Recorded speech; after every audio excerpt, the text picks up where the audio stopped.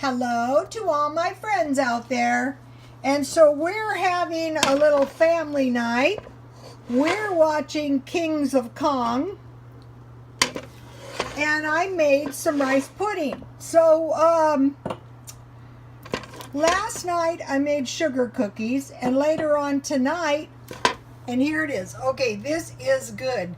Later on tonight, after Kings of Kong, I'm making some banana bread because banana bread is really good for going with tea.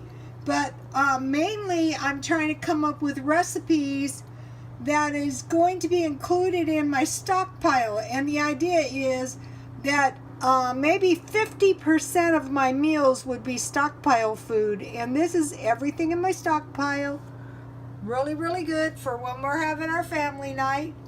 And God bless you all.